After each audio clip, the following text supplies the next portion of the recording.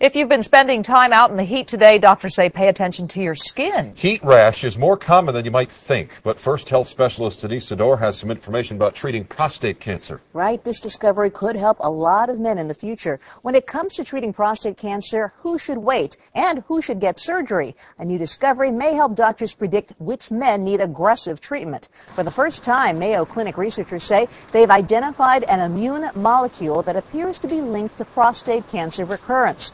Men with high levels of the molecule called B7H3 had aggressive tumor cells. Scientists say the molecule could help doctors determine who are good surgery candidates, and it could play a role in future treatment. We may be heading for a cooling trend tomorrow, but you could still end up feeling the heat if you're not careful. Why? Doctors say prickly heat, also known as sweat retention syndrome, is very common in weather like this. Here's what to look out for. At first, you might mistake them for tiny bug bites or an allergic reaction. But if you've been out in hot, humid weather, experts say these small, pimply blisters are probably a prickly heat rash. It actually is due to occlusion of the sweat ducts caused by excessive sweating.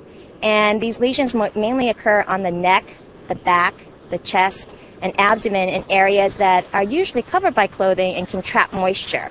USC dermatologist Dr. Han Lee says it occurs in all ages, but young children and the elderly are more at risk because their sweat glands don't always function properly. As seen here on Medscape.com, the condition can be quite serious. The sweat gets trapped, and once the sweat gets trapped, it leaks into the surrounding tissue. It causes inflammation, redness, and intense itching, like a pins and needles type of sensation. But don't scratch. The lesions can get infected and last much longer than the usual 3 to 5 days. Treat with a topical steroid and avoid oily ointments like Vaseline. Use soothing lotions such as calamine lotions, or take oatmeal baths to keep cool. You want to avoid oil-based products because this can further occlude the sweat ducts. Wearing wet swimwear can make the problem worse. While SPF shirts do provide sun protection, Dr. Lee advises removing them when not swimming and get into a dry shirt. To prevent prickly heat, wear loose, light clothing and avoid physical exertion in the heat. But if you do get a rash, keep a close eye on it. If it persists, you may have an infection, or you may just as well have another disease, so definitely seek medical attention.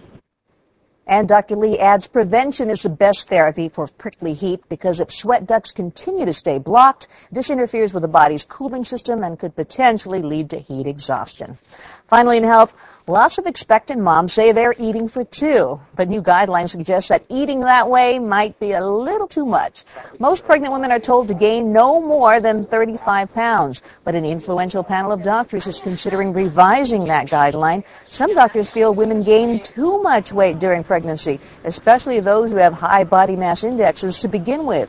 Carrying extra weight during pregnancy can also increase the risk of complications. Darn, I mean, that's the only time women can relax. I guess not.